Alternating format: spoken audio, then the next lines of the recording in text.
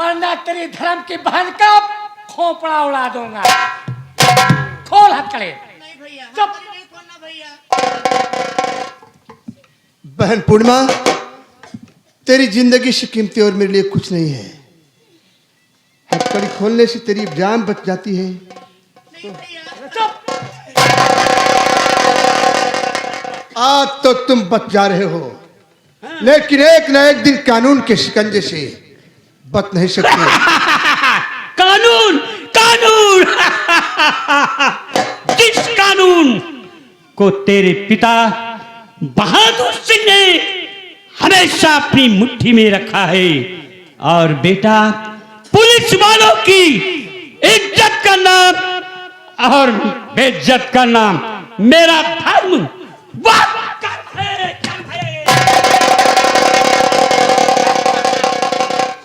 संजय, ये पिस्तौल तेरी लोड थी।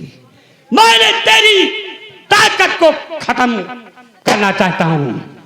जब तेरी ताकत खत्म हो जाएगी तब इस बेचारी का क्या होगा? बहादुर सिंह क्या करेगा? और मेरा दोस्त सरफराज क्या करेगा? सबसे पहले जो हथकड़ी मेरे हाथ में डाली थी वो उड़ा नहीं तो इसका भेजा उड़ा दिया जाएगा।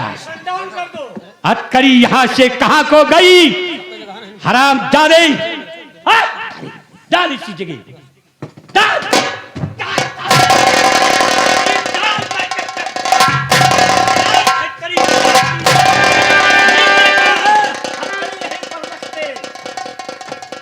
जो हथकड़ी मेरे हाथ में डाली थी, अब वही हथकड़ी तेरे हाथ में पड़ेगी। अपने हाथ से इस हथकड़ी को उठा, उधर उसकी तरफ मत देख और मुझे दे। आप दोनों हाथ आगे बढ़ा।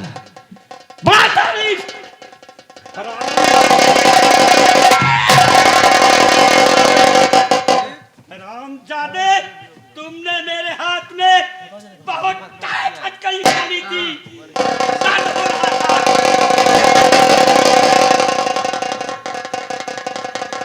तो इसकी मदद करने आया था। ये अब अपने घर नहीं जाएगी। कहाँ जाएगी? ये जाएगी मेरे स्पेशल वाले कमरे में, और मेरा दोस्त लेकर जाएगा, और वहां पर इसके साथ जानता है क्या होगा? सामूहिक बलात्कार। आवाज निकालोगे लगता है कि डाल दूंगा, बेटा मर जाओगे। छोड़ दो पूर्णिमा को, छोड़ दे सरफराज। इसके बदले मेरी जान ले ले। अगर पूर्णिमा को कुछ हुआ तो हरामजादे मैं तुझे जिंदा नहीं छोड़ूंगा। छोड़ दे पूर्णिमा को। ये तेरी बहन है, मैं तेरी बहन को कमरे के अंदर लेकर जाऊंगा। वहां पर तेरी बहन को नंगी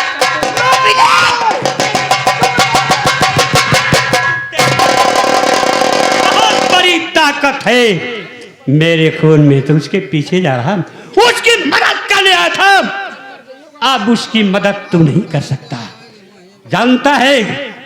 मैं तुम्हें यहीं बांध देता हूं, और मैं भी जा रहा हूं, देखूंगा मेरा दोस्त बहादुर सरफराज उसके साथ क्या करता है। और यहां से हिलने की कोशिश मत करना, नहीं तो जिसकी मदद तू करने आया है उससे मार दूंगा। उसके बाद मैं तुम्हें भी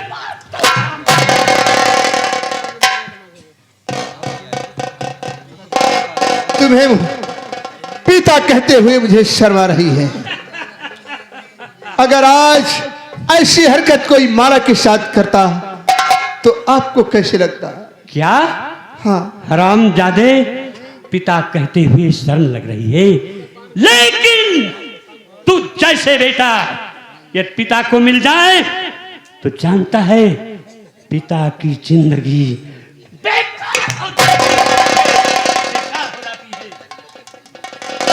हे भगवान, ये क्या होने जा रहा है? बहन पूर्णिमा की इज्जत लुट गई तो मैं दुनिया वालों को क्या मुंह दिखाऊंगा? मैंने उसे वचन दिया है कि मैं तेरी रक्षा करूंगा। आज मेरे ही सामने पूर्णिमा की इज्जत लुटने जा रही। भगवान बचा लो मेरे पूर्णिमा की इज्जत, बचा लो। है जमी गगन के मालिक, मुझे आशीरा है तेरा, तेरा है जमी गगन के मालिक, मुझे आशीरा है तेरा। तेरे सिवा जहां में, तेरे सिवा जहां में कोई नहीं है मेरा, मेरा है जमी गगन के मालिक, मुझे आशीरा है तेरा, तेरा। भैया संजय, माला तू खास टाइम पर आ गई बहन। हथकड़ी खोल दे वरना पिताजी पूर्णिमा की इज्जत सरफराज द्वारा लुटवा लेंगे। भैया हाँ। ये ले पिस्तौल और जाओ बहन पूर्णिमा को बचा लो। वाह मेरी बहन माला, भगवान मेरी भी उम्र तुझे दे दे। मैं अभी जाता हूँ। जाओ भैया।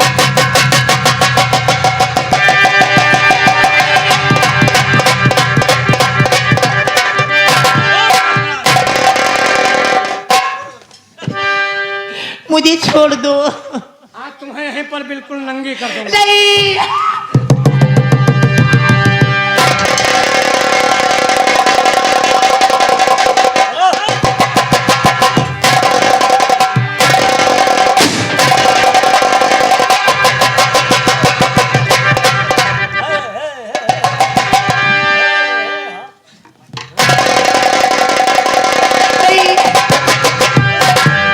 या भगवान भैया।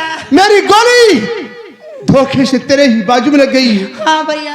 कुछ भी हो बहन, मैं तेरी इज्जत इन दरिंदों के हवाले नहीं होने दूंगा।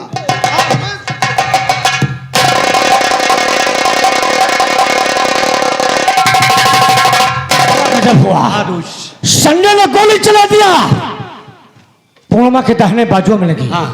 वो देखो संजय सिर्फ पूर्णिमा को लेकर नदी की तरफ जा रहा है। पीछा कीजिए।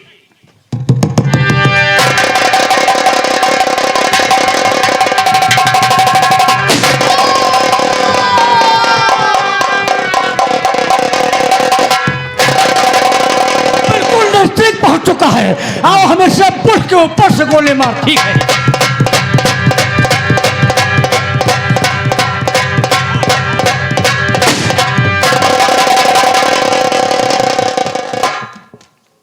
तो देखिए दोनों नदी में कूद गई, और यदि नदी में कूद गए तो दोनों मर जाएंगे।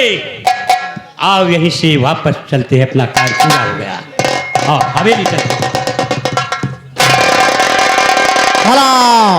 हाँ साथियों गौर फरमाइएगा, इधर बंगाल देश का जादूगर भूतनाथ अपना जादू का खेला दिखाते दिखाते बहादुरगढ़ की सीमा में पहुंच गया। जादूगर भूतनाथ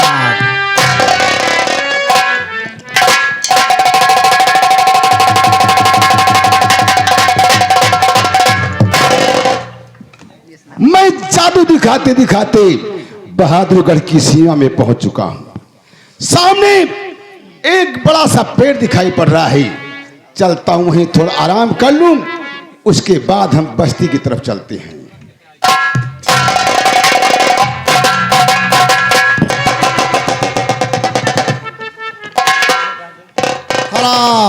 गौर फरमाइएगा, जादूगर भूतनाथ बरगद के पेड़ के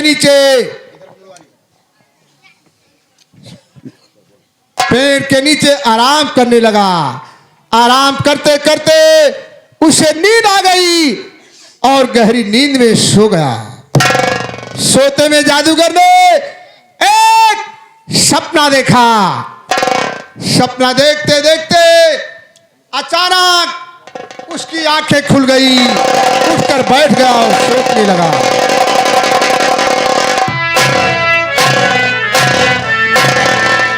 या मां काली, ये ख्वाब है यह हकीकत। मैंने एक भयानक स्वप्न देखा कि इसी जंगल में एक पुराना खंडहर सा महल है जिसके अंदर करोड़ों की संपत्ति है। एक जिन्नाती चिराग है। उस खजाने को अगर मैं पा जाऊं तो दुनिया का सबसे बड़ा आदमी बन जाऊं, लेकिन इसे मैं हासिल करूं तो कैसे? याद आया मेरे पास एक जादू की अंगूठी है। इस अंगूठी का गुलाम रतन देव है। मैं क्यों ना उसे अपने मंत्र के द्वारा प्रकट करूं, उसी की मदद से उस खजाने को और उस चिराग को हासिल करने में कामयाब बनूं। ओम ह्रीं क्लीं चामुंडाय विच्चे रतन देव प्रकट हो।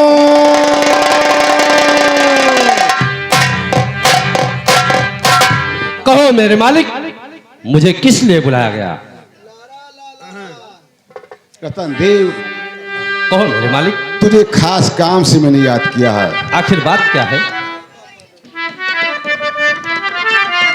और सपने में मैंने देखा है कि ये खूनी महल पुराना है और इस खूनी महल के अंदर एक बहुत बड़ा तहखाना है।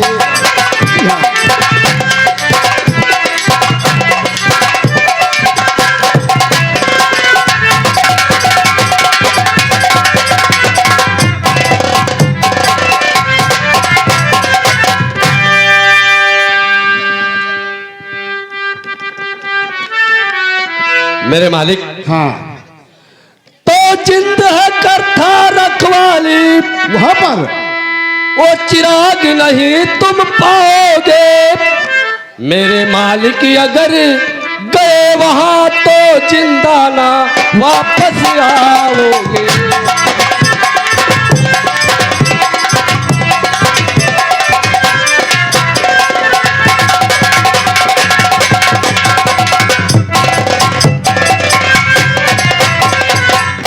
मेरे मालिक, हाँ, वहां पर तो सिर्फ कोई बच्चा ही जा सकता है। बच्चा? जी हाँ, क्योंकि जिंद बच्चों से बहुत ज्यादा प्यार करता है और बच्चों के साथ ही खेलता है। इसका मतलब अगर किसी बच्चे की मदद ली जाए जी, उसे उस तहखाने के अंदर भेजा जाए, वो पहुंच सकता है। उसे जिंद कुछ नहीं बोलेगा। कुछ नहीं, वो बच्चों से बहुत ज्यादा ही प्यार करता है। ठीक है, अब तुम जा सकते हो। हम तुम्हें आवश्यकता पड़ने पर पुनः बुलाएंगे। जय श्री।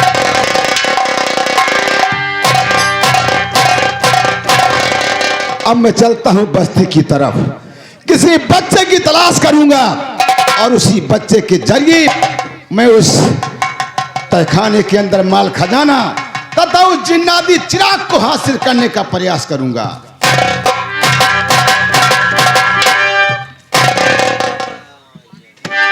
या भगवान, काफी समय बीत गया, अभी तक मेरे स्वामी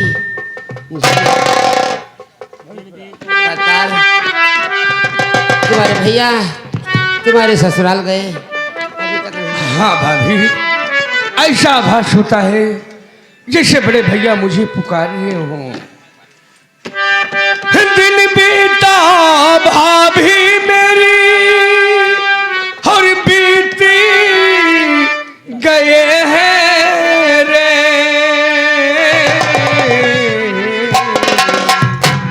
और भैया ना आए हैं घर दिल मेरा। न जाने क्यों बची, भैया गए और वापस नहीं आए।